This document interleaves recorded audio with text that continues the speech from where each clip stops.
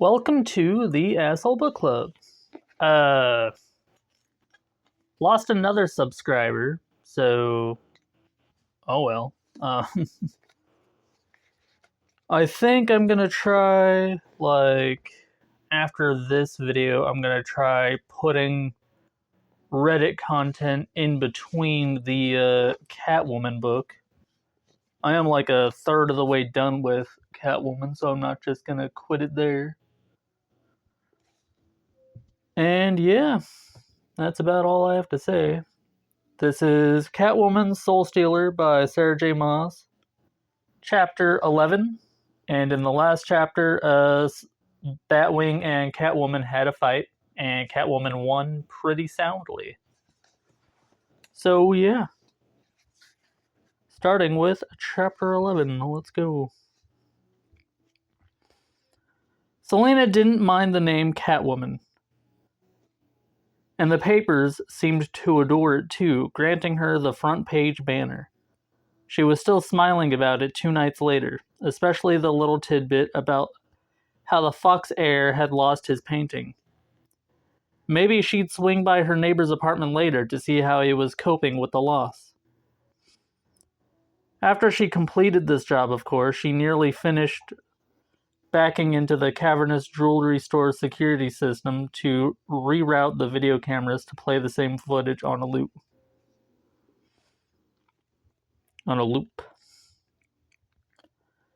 If only her old social workers could see her now, a different sort of poster girl for the efficacy of Gotham City's at-risk youth program.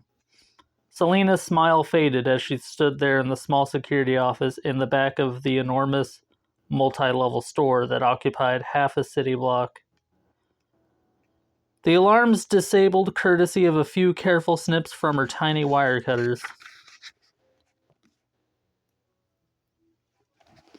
A broken system, that's what it was. What it always had been. Maggie had only gotten out because of whatever strings or cash Talia had handed over that night. How many other kids never got that chance? Too many. Too damn many.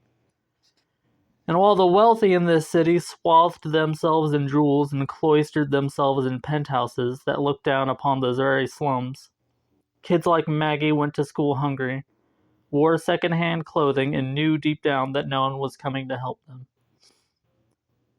These are the things that you might change, Talia had told her during her weekly one-on-one sessions with each acolyte. What you will return to upend. And so she had. Not a whisper of trouble arose while Selena prowled over the shining gray floors of the dark store, passing beneath the crystal chandeliers dangling from the arched ceilings, and headed down a level into the fairly plain catacombs below. Navigating the warren of halls was easy. She only had to follow the path of heavy grated metal doors. But even mapping out her plan mentally didn't prepare her for the sheer size of the vault as she passed through the last of the metal doors and into the small chamber where it lay. The sole occupant of this room. Hands on her hips, Selena surveyed the sealed vault. Excuse me. Selena surveyed the sealed vault set into a solid wall of concrete, the puzzle before her. Try it, it seemed to whisper, as if some great sleeping dragon lay curled behind the vault. See if you dare. The low hum that had been coursing through her veins earlier turned into a full-throttle electric current. The store had been smarter than the museum about keeping its blueprints and receipts off any kind of database. Holly Vanderhees, of course, had visited this store only yesterday afternoon. But asking too many questions about the vault would have led a trail of breadcrumbs right back to her. Which meant going into this robbery more blind than she'd like. But that was part of the thrill. This moment of finding a way in, outsmarting them, as she had from those initial years in the East End. Selena studied the looming vault, studied the solid wall of concrete it had been built into, an empty duffel bag dangling from her hand.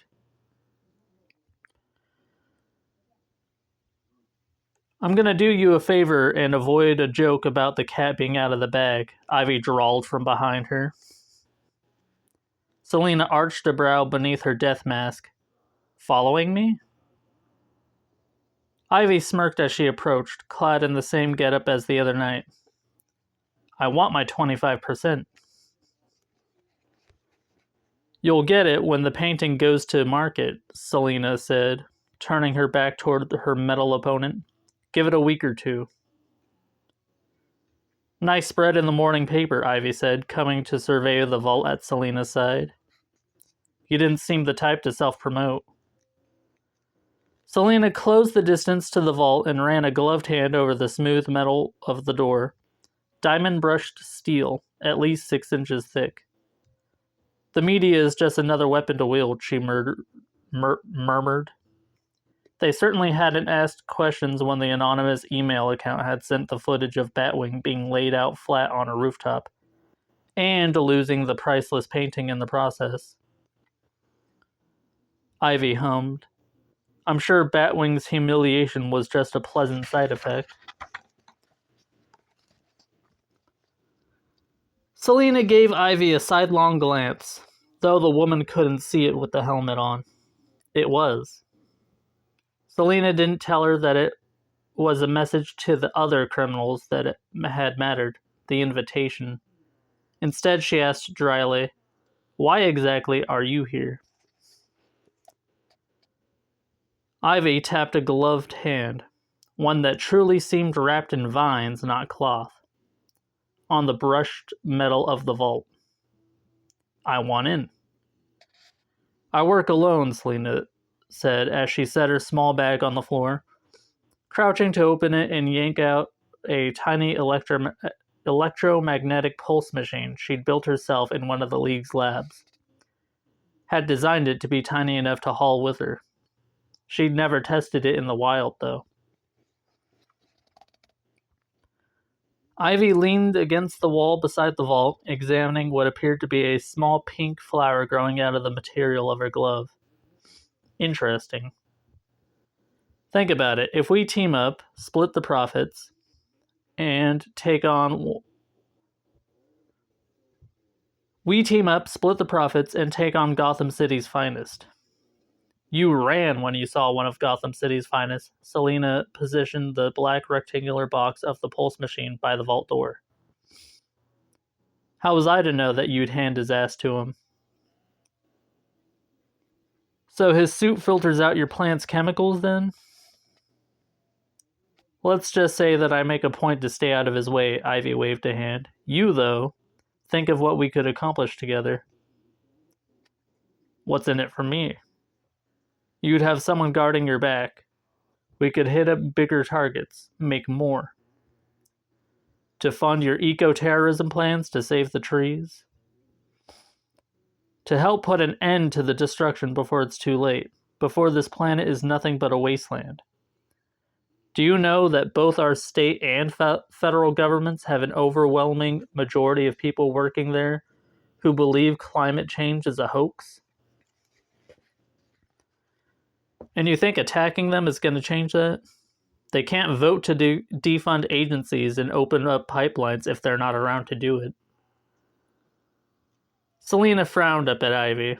Or you could make martyrs out of them. Ivy's mouth tightened, her flowers winking out. They've already done enough damage to the earth that there might not even be a chance to turn back. Entire ecosystems gone. Who fights for them? Who makes sure that they get justice? The same could be said about people, children especially in the East End, Selena thought. She made a show of considering.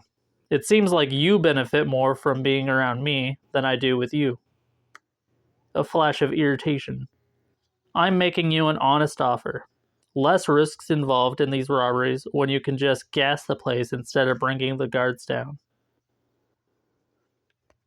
Then why don't I just get myself some canisters of it?" Selena asked as she stepped back from the electromagnetic pulse charger. "Because they don't sell my special blend in the store, honey." "Oh?" Selena smiled down at the vines encasing her hands, and without so much as a flicker of movement, they slithered up her wrists. Selena blinked once, twice. "My toxins are organic compounds," Ivy explained. "All plant-based, hybridized, and weaponized. Made by yours truly in my lab." She pulled what looked like to be a pink orchid from a pocket. "A signal from me, and this beauty will send you right to sleep." Well, damn. Selena gave herself a moment to stifle any hint of awe in her voice before she said, "I heard a rumor that you didn't need to bother with fancy flowers, that you can emit those toxins on your own." Ivy was quiet for a heartbeat as she pocketed the flower once more. Then a pale emerald smoke began to drift from her, as if it leaked from every pore. It slithered and floated into the air, winding around Selena. "A friend thought throwing flowers might be a cool touch," Ivy said as that green mist swirled between them. "But I like to do it the old-fashioned way every now and then." Selena reined in a curse. How Ivy had done it, why she'd done it, this wasn't the time for those questions, or the right place. "Seems like I'll never be able to take off this helmet with you then. Not exactly an ideal working relationship." Silence. Ivy's smoke faded as quickly as it had come. Beneath her death mask, Selena smiled and let Ivy work for it a little more as the woman went on.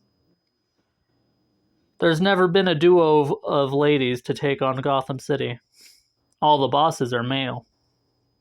That makes it sound like they'd want to put us down the moment we step onto their turf.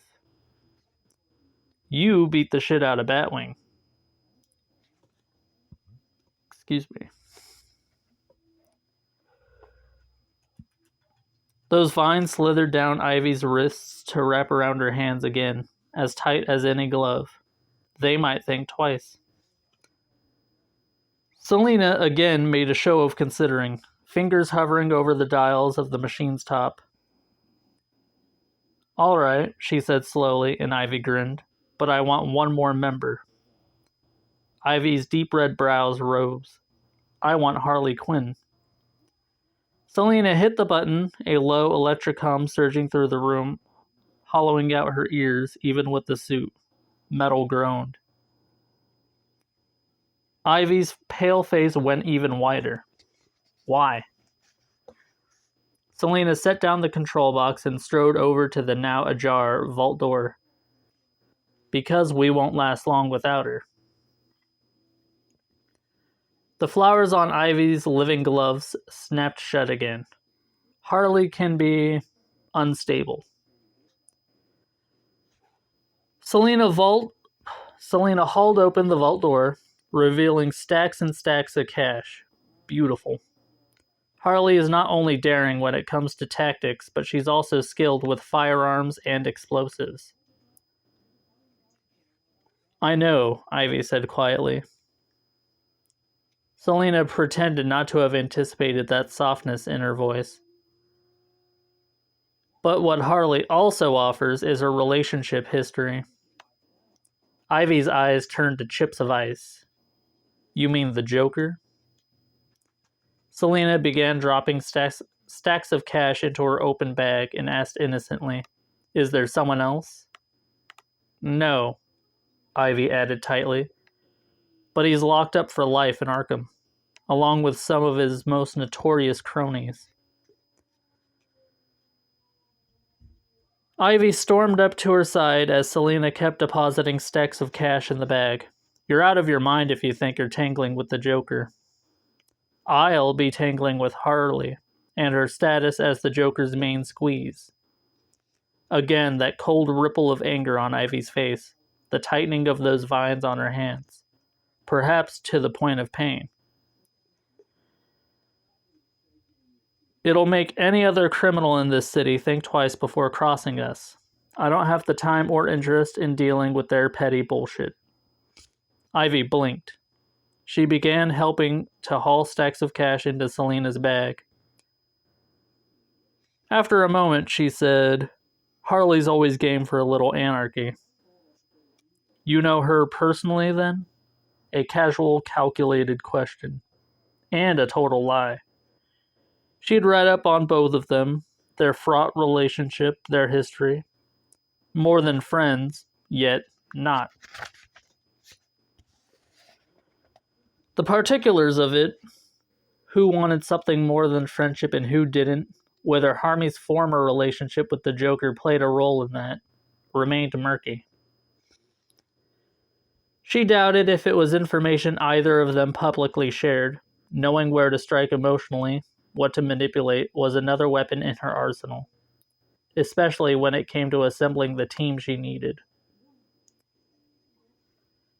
Despite Harley's history with the Joker, she operated on her own now. Ivy, too. Precisely the sort of criminals she required. Independent, unafraid. Why the League hadn't recruited them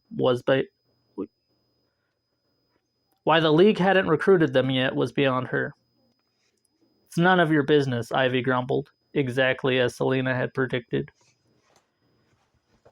Ivy scowled and went on. Harley's been restless since Batman, Batwing, and all those other do-gooders threw half of Gotham's criminals behind bars. Including the Joker. But she won't join your little crime ring without some sort of enticement. Selena knew that, had anticipated it. Selena squeezed one last wad of cash into the bag before zipping it shut. She slid another bag toward Ivy in a silent offer. It was hers to fill. I'll make her an offer she can't refuse. Ivy began filling her own duffel bag and asked tightly, which is? Selena slung the bag over her shoulder, letting her balance adjust to its weight. I'll get the Joker out of Arkham. A greenish pallor took over Ivy's face, and Selena doubted it had anything to do with the fact that she was partially plant-based herself. That's impossible. Some would have said that making a fool of Batwing was impossible. Ivy shoved cash into her duffel. The Joker needs to stay behind bars. Selena could have sworn Ivy's hands trembled slightly. His kind of anarchy isn't the kind that... She shook her head, red hair flowing. It's not the kind that I like, or want. What, he doesn't care about the trees? Ivy cut her a glare. He's a bad man. People believe the same of us. Another fierce shake of her head. I want to help the planet. She went back to shoving cash into her duffel bag. There are no lines for him. He's soulless. Well, you'd better get off your high horse, because if you want a cut of the millions we stand to make, Selena jostled her cash-heavy duffel for emphasis, I'll only do it with Harley as our third. Ivy stared her down for a moment. Where did you even come from? A neighborhood 2 miles north, Selena thought. But she just shrugged and said, Some might ask the same of you. You graduated from college at 19, just last year. A prodigy at botany, toxins, and biochemical engineering. No pride in Ivy's face at the words. No shame either, just wariness. So, Selena asked, why do you decide not to go to grad school? Ivy finished with her bag, zipped it up, and strode out. Some things happened that made it impossible for me to go. The icy, distant tone offered no space for questions. Selena stepped out from the vault, listening to any signs of alarms of the police. Nothing. She asked carefully, How'd you get into science anyway? Another hesitant pause, but then Ivy said, emerging from the vault, My mom was a scientist. Dad, too. Before they both got offered mega jobs and fat paychecks by a drug company. Turns out their love of science was as shallow as the rest of them. Wealthy, emotionally distant parents. How had they even produced someone as passionate as Ivy? Together, Selena and Ivy stalked up the stairs, the bag of cash weighing heavily on Selena's bag. What sort of science did they study before they changed careers? Plant regeneration. They met in the lab. Called me a lab baby thanks to it. A slight smile. It was only a matter of time until the drug companies came sniffing. They sold their work to the highest bidder and never once looked back. At the science stuff or at me. Selena could think of quite a few countries that might be interested in that sort of science too. I'm sorry. Brutal. No matter the training that had been instilled into her, it didn't lessen how hard it must have been, and still was, for Ivy. Ivy shrugged, as if it could somehow erase the weight of her past. My aunt basically raised me after they sold out. She encouraged me to take all the science classes that I wanted. But it got boring, even in college. A short pause, as if debating what to say, how much to say. Selena kept still and quiet, giving her space to decide. Ivy pulled out a flower, a yellow bloom this time, and studied it. So, my last semester in college, I signed up to work with a scientist on a more radical experiment regarding the human connection to plants. Selena had a horrible feeling she knew where this was heading. Ivy pocketed the flower. Turned out I was to be the test subject. Her green eyes turned hard as stone, to explore the possibility between human-plant hybrids. What happened? Selena's question was a push of breath. Ivy's smile turned a bit cruel. I happened. And the lead scientists learned exactly what someone like me could do once they applied their science to my body. Their first and last successful experiment. Ivy studied the vines on her hands. I realized soon afterward that as awful as it was, maybe it had happened for a reason. Maybe it had happened so I might use these powers, she stumbled over the word, to help our planet. Try to right it from its current collision course. Selena didn't shy from the mirror she now saw before her. Two clever young women, taken and molded into something else, something worse. But she wouldn't tell Ivy that. Not yet. Instead, Selena said, So the life of crime beckoned. Life beckoned, countered Ivy, following Selena toward the back door she'd used to slip inside. I was 19 and had never gone to a party, had never kissed a girl I liked, had never done anything, and they had taken it all from me. Understandable, completely understandable, Selena thought. She asked Riley, And now you do all that? And now you do all that? She heard, more than saw, Ivy smile. Definitely the girl kissing part. Selena snickered. Priorities. She quietly shut the metal door as they stepped in the alley behind the behemoth store, the street in the heart of the shopping district, near silent on the other end. Ivy lifted a brow at the shut door. You going to leave a calling card, or should I? Selena flicked out the claws on her gloves. Screeching metal and 2 slashes of her nails down the back door was her only answer. Claw marks. Ivy studied Selena's handiwork.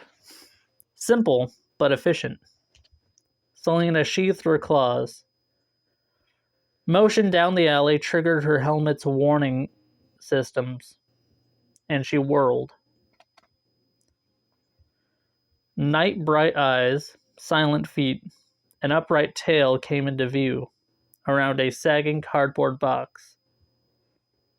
Ivy followed Selena's line of vision and snorted. Relative of yours?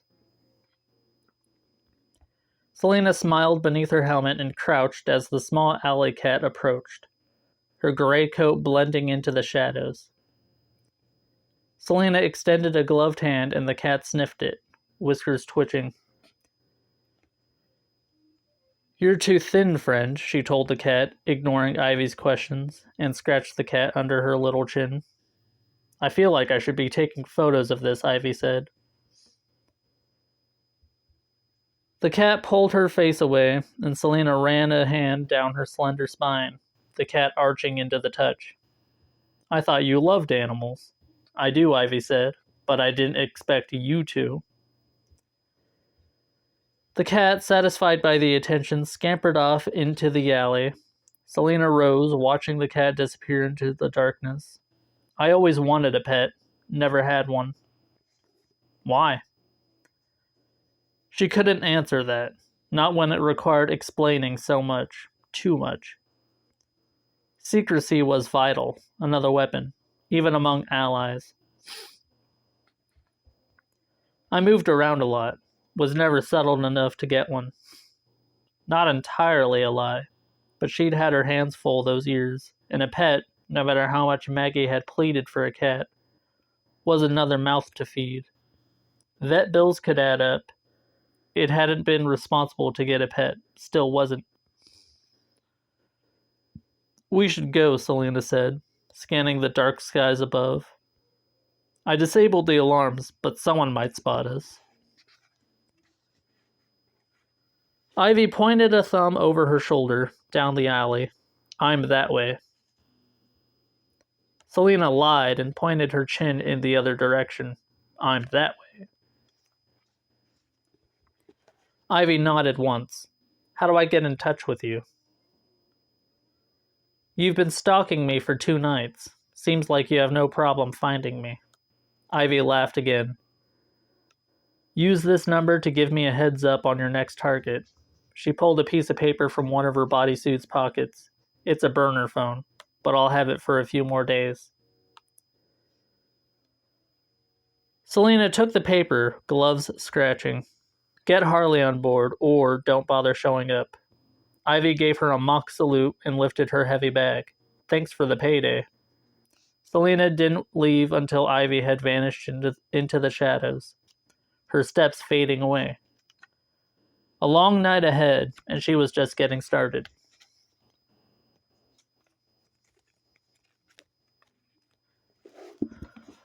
Alright, and that is chapter 11. Ugh. So yeah, like I said, after I upload this, I will do some Reddit stuff for a while, since it's been like almost a month, maybe 2, since I freaking did. So I think that's an appropriately long break. Yeah. And if you made it to the end of this video, thank you for watching. And please like and subscribe if you feel like it. Leave a comment on what you think of Sarah J. Maas's work so far. I think she's a pretty good author. And yeah, I don't know. Let me know what your favorite DC character is. Have a good day, everyone, and I will see you later.